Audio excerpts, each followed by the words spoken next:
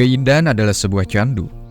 Manusia akan sulit melupakan sesuatu bernilai yang pernah terpampang di hadapannya. Baik itu berupa lawan jenis atau pemandangan alam semesta beserta isinya. Bohong jika ada manusia tidak menyukai alam. Menyukai bukan berarti mencintai. Orang yang menyukai bisa saja merusak. Tapi bagi orang yang cinta, pasti ia akan menjaganya.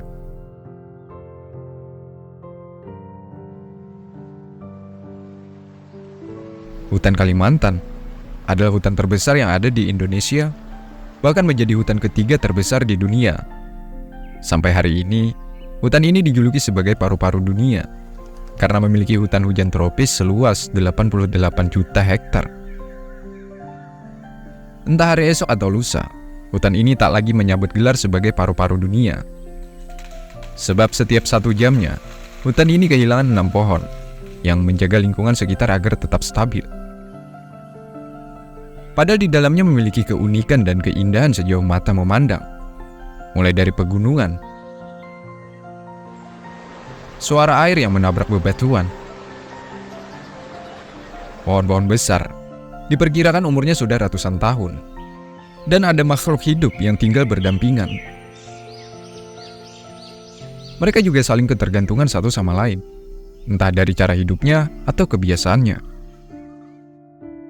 Di hutan itu juga terdapat satu hewan khas Kalimantan, khususnya Kalimantan Selatan. Penampilannya begitu menggemaskan, karena di sekujur tubuhnya ditumbuhi bulu-bulu halus coklat kemerahan, ekornya yang mengundang perhatian, dan hidungnya yang agak kebesaran.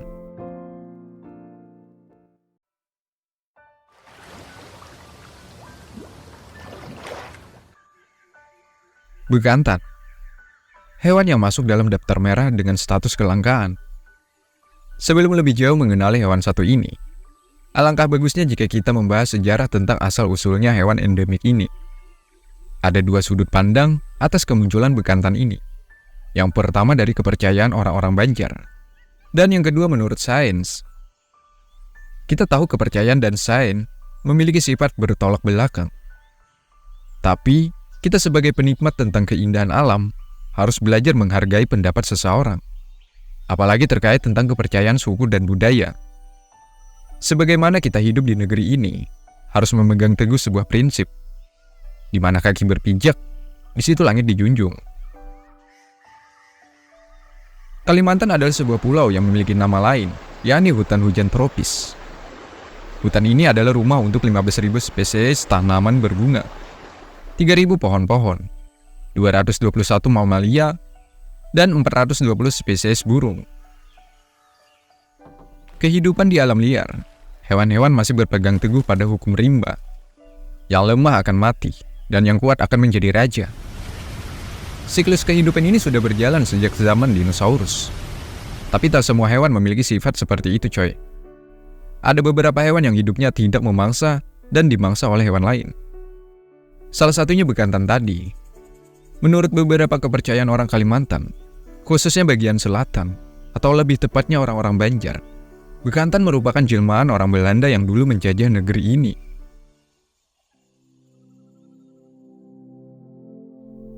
Ceritanya pada zaman dahulu, penjajah asal Belanda melintasi perairan menggunakan sebuah kapal. Tujuannya ingin menyerang kerajaan Banjar. Namun sesampainya di Sungai Martapura, kapal Belanda dihadang oleh para pejuang.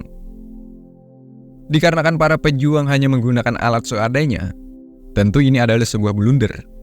Dari segi persiapan, orang-orang Banjar sudah kalah.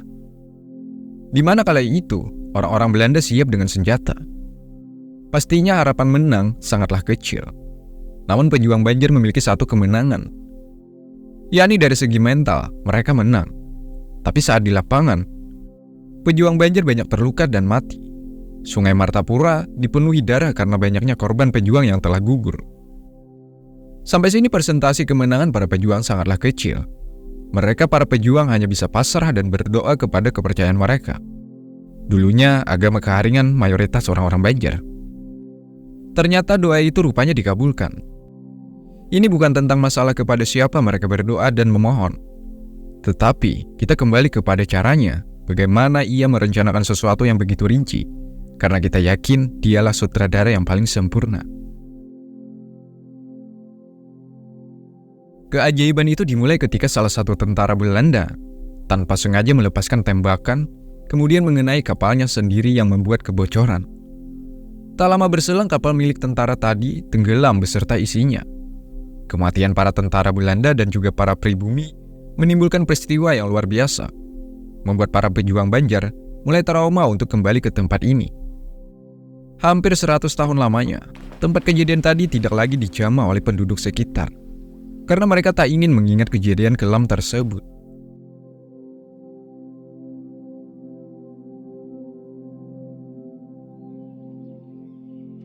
Ada seorang pribumi yang penasaran dengan tempat kejadian tadi. Ia memberanikan diri untuk mencari tahu tempat kejadian berdarah ini. Sesampainya ia melihat sebuah pulau kecil berbentuk sebuah kapal. Di dalamnya terdapat banyak pohon. Orang tadi yakin bahwa ini adalah bangkai kapal milik tentara Belanda zaman dulu.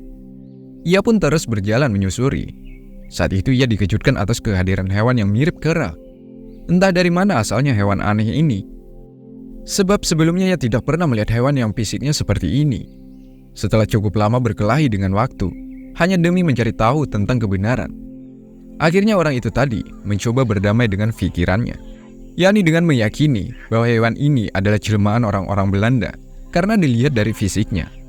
Sehingga kera satu ini diberi nama bekantan, kera Belanda dari Kalimantan. Cerita tidak sampai di situ saja. Atas kemunculan pulau secara misterius, membuat sebagian orang yang berada di sekitaran sana memperlakukan istimewa pulau ini. Letaknya cukup berdekatan dengan Pasar Apung. Ketika itu agama, khususnya Islam, masih asing di telinga mereka. Sehingga ketika pulang dari pasar, mereka selalu menyempatkan diri untuk berkunjung ke pulau misterius itu. Dengan membawa sesajen sambil menyebutkan sebuah permintaan. Ada yang tidak dikabulkan, dan ada juga yang dikabulkan. Kejadian ini menambah para pribumi semakin mempercayai keramat pulau misterius ini. Untungnya, setelah agama mulai masuk, kebiasaan itu perlahan mulai hilang dan meninggalkan sebuah kenangan saja. Lain halnya orang-orang Tionghoa yang tinggal di dekat sana. Mereka malah meyakini pulau misterius tadi berasal dari kapal milik nenek moyang mereka yang ditenggelamkan oleh Datuk Pucung. Sampai saat ini, mereka yang berasal dari etnis Tionghoa selalu mengunjungi tempat tersebut sebagai wujud kehormatan terhadap nenek moyang mereka.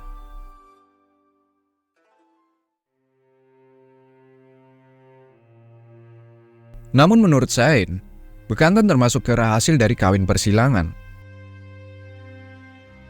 Dahulu, kala bumi dipenuhi oleh lautan es, tepatnya pada zaman glasial, tidak ada satu daratan yang tidak terkena es.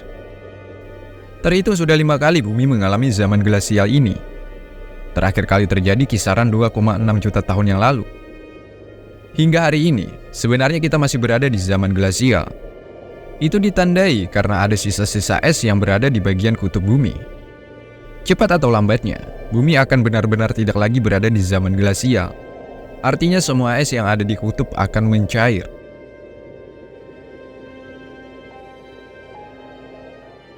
Ketika beberapa bagian bumi tidak lagi diisi tumpukan es, mulai situlah peradaban makhluk hidup dimulai. Dari dinosaurus dan makhluk hidup lainnya, mulai berpencar ke seluruh pelosok bumi. Beberapanya dapat survive dengan cara bertransformasi, mengikuti perkembangan zaman yang berubah-ubah. Dan ada juga yang mati karena tidak dapat menyesuaikan dengan kondisi bumi saat itu.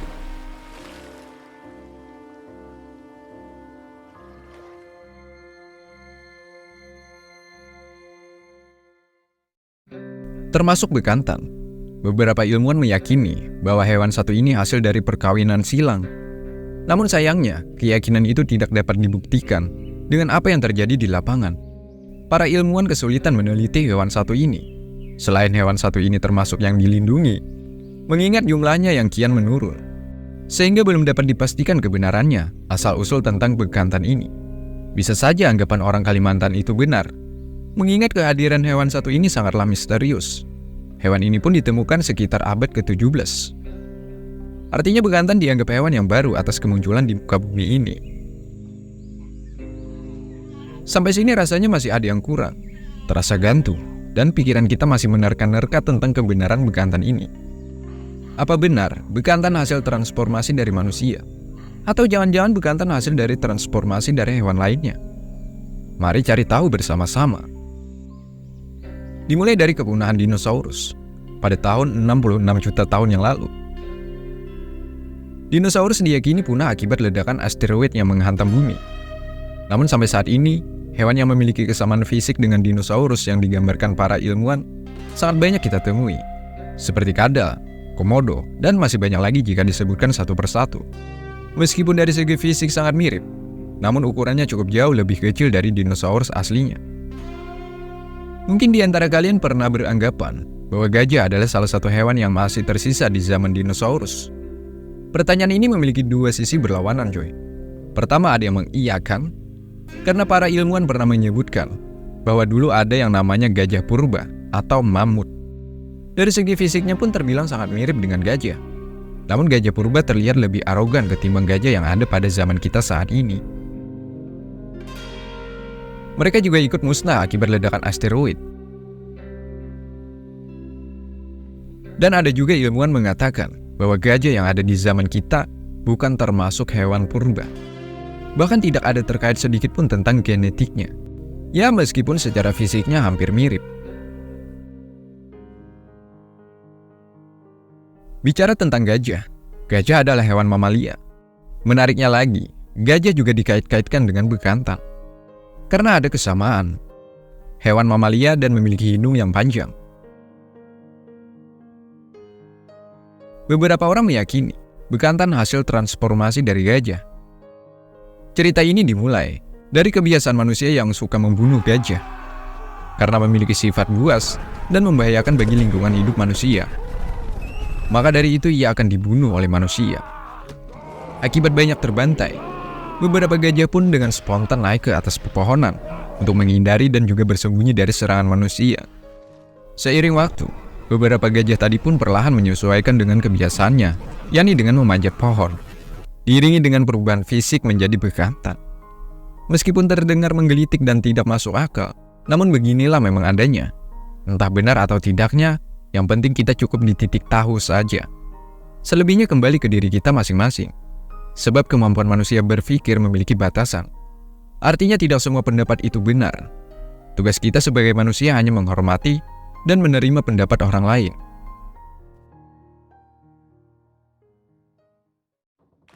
Secara harfiah, bekantan masuk ke dalam keluarga spesies genus Nasalis yang memiliki dua subspesies, Nasalis larvatus dan Nasalis larvatus orientalis. Untuk Nasalis larvatus tinggal hampir di seluruh bagian pulau Kalimantan. Sedangkan Nasalis larvatus orientalis berdiam di bagian timur laut dari pulau Kalimantan. Bekantan termasuk hewan endemik yang menyukai tempat seperti rawa dan pinggir pantai. Jadi tak heran bekantan dibekali keahlian dalam hal berenang. Jika jarak pohon dibatasi oleh sungai, maka bekantan akan melompat.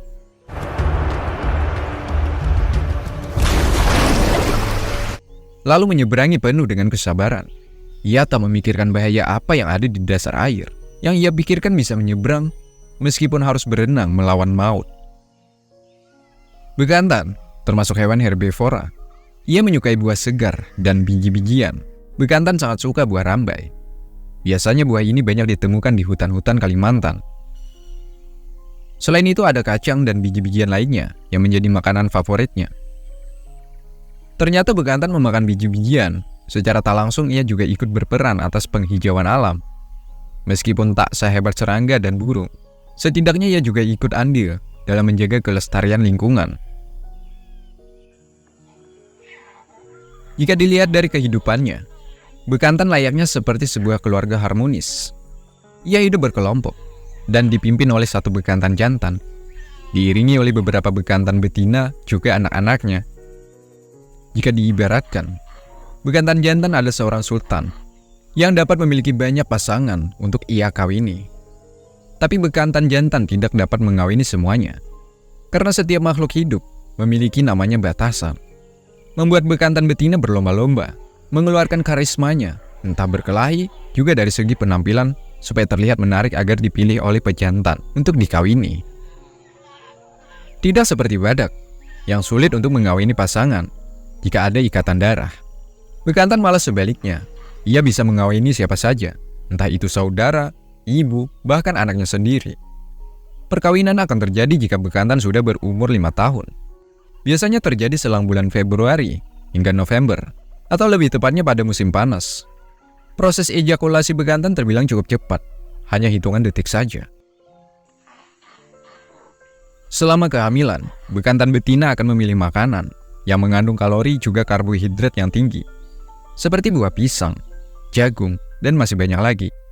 Seperti pisang, satu bijinya memiliki 112 kalori dan 29 gram karbohidrat. Tujuannya memakan buah kaya akan manfaat agar anak bekantan lahir dengan sehat.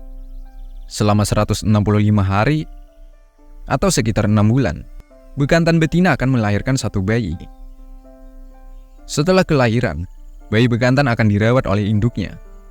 Kurang lebih selama 5 bulan, ia berada dalam pelukan hangat. Bayi tadi akan terus dibawa induknya, mulai dari mencari makan, juga melompat dari satu pohon ke pohon lainnya. Ini disebabkan karena bayi bekantan masih belum cukup ahli dalam hal survive. Salah satunya kebiasaan seekor bekantan yang melompat.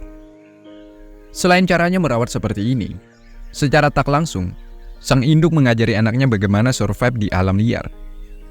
Anaknya akan dilepas ketika benar-benar yakin bahwa anaknya sudah bisa makan sendiri dan memiliki kemampuan untuk melompat. Ketika masih tahap peremajaan, anak bekantan belum memiliki hidung panjang yang menjadi ciri khasnya. Hidungnya akan tumbuh seiring usianya beranjak dewasa. Semakin lama, maka hidungnya akan semakin besar, hingga mencapai batas maksimal di antara sela-sela bibir bawah dan dagu. Tapi tidak berlaku bagi bekantan betina. Hidungnya malah lebih cenderung kecil. Di alam liar, setiap kelompok bekantan hanya boleh ada satu pejantan dewasa yang bertugas sebagai pemimpin. Dia menjadi navigator untuk kelompoknya. Entah mencari makan juga berlindung ketika ada bahaya di depannya. Jikapun lebih dari satu, maka harus mentaati aturan yang sudah ditetapkan oleh pemimpinnya. Tapi ingat, pejantan lebih dari satu seperti duri dalam daging. Karena bekantan jantan memiliki naluri sebagai pemimpin. Cepat atau lambat, maka bekantan pejantan akan berusaha mengambil alih kepemimpinan dan mengusir pemimpin yang lama, yakni dengan perkelahian. Siapapun yang kalah maka harus siap keluar dari kelompoknya dan memulai lagi mencari persinggahan baru atau mencari pasangan baru untuk memulai kehidupan dari nol.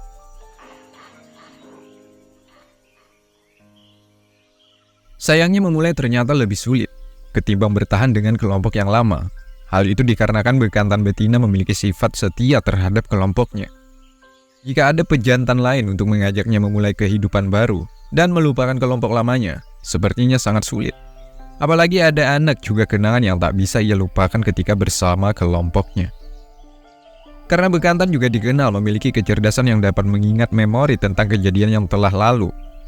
Maka tak heran seekor bekantan yang kesepian tadi mengharuskan ia mengikuti kelompok yang sudah lama berdiri. Dan ia rela menjadi bawahan dari seorang pemimpin yang lama. Sangat banyak sekali keunikan yang melekat pada diri bekantan ini. Jika disebutkan semuanya, mungkin seharian tak akan kelar. Untuk menutup pembahasan tentang hewan satu ini, yakni tentang masalah penurunan populasinya. Ada beberapa faktor yang menyebabkan berkurangnya hewan ini. Selain umurnya yang terbilang pendek, ketika di alam liar seekor bekantan hanya bisa hidup di bawah 10 tahun saja. Lalu diiringi perburuan liar, penggundulan hutan, entah membuka lahan besar-besaran, dan pertambangan yang kian hari kian merambat ke tepi perkampungan. Padahal secara perlahan, kebiasaan itu sama halnya dengan membunuh makhluk hidup secara perlahan. Lebih banyaknya mudarat ketimbang manfaat atas terjadinya pertambangan. Bermanfaat bagi mereka untuk menunjang kekayaan. Tapi bagi warga sekitar yang dekat dengan pegunungan, malah menjadi malapetaka. Dulunya di perkampungan, tiap tahunnya hidup dengan tenang. Tapi 5 tahun terakhir, keadaan itu berubah. Contohnya dalam setahun, mereka mendapatkan musibah banjir yang dapat menenggelamkan pemukiman berhari-hari. Mereka padahal warga sipil yang kerja sehari untuk makan. Bagaimana jika mereka 3 hari saja tidak dapat bekerja karena banjir? Sanak keluarganya kelaparan, hanya menunggu para petinggi memberikan bantuan. Nyatanya perusahaan yang mengakibatkan kebanjiran tidak serupiah pun memberikan bantuan. Inikah yang dinamakan setelah kau ambil hartaku, lalu kau campakkan diriku? Memang seperti inilah adanya. Hutan yang ada di Kalimantan, atau biasa disebut dengan istilah pegunungan meratus atau hutan meratus. Selain tempat tinggal bagi tumbuhan dan hewan, di dalam sana terutama di sekitar lereng-lereng gunung, masih ada penduduk yang tinggal dengan menjunjung tinggi nilai-nilai adat. Mereka adalah suku Dayak. Suku ini dikenal memiliki rasa toleransi tinggi terhadap sesama. Jangankan pada manusia, hewan pun mereka hormati, kecuali hewan yang dapat dimakan seperti ikan, babi, sapi, ayam, dan semacamnya. Tapi ingat, jangan sesekali membuat mereka kecewa, apalagi sampai menyakiti. Karena mereka akan selalu mengingat luka yang telah ditorehkan terhadapnya. Beberapa tahun terakhir, suara-suara Sep Meratus terdengar lirih mereka ucapkan. Entah secara lisan, maupun lewat sosial media. Kata-kata tadi bukan hanya orang-orang dari suku Dayak saja. Semua orang yang tinggal di sekitaran hutan dan pegunungan juga mengatakan hal yang sama. Sep Meratus. Namun tidak bagi pengkhianat negeri ini.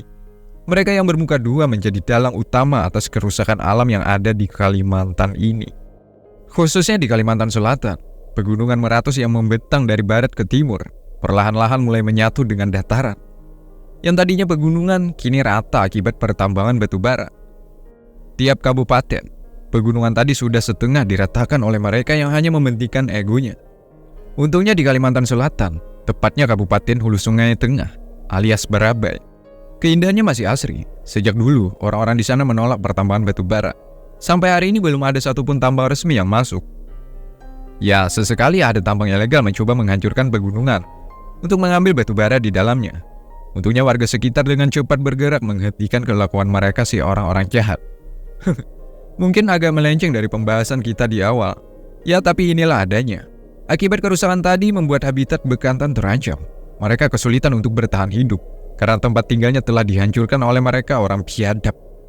Sehingga tak heran jika populasi bekantan mulai berkurang. Dan ada juga para pemburu liar. Padahal mereka tahu hewan satu ini dilindungi. Tapi mereka tetap memburu dengan membunuhnya hanya karena ingin memuaskan hasratnya. Banyak pelajaran yang dapat kita ambil entah dari cara hidup bekantan dan juga alam di sekitarnya. Oke, mungkin sampai di sini dulu pembahasan kita hari ini. Bertemu lagi di pembahasan lainnya.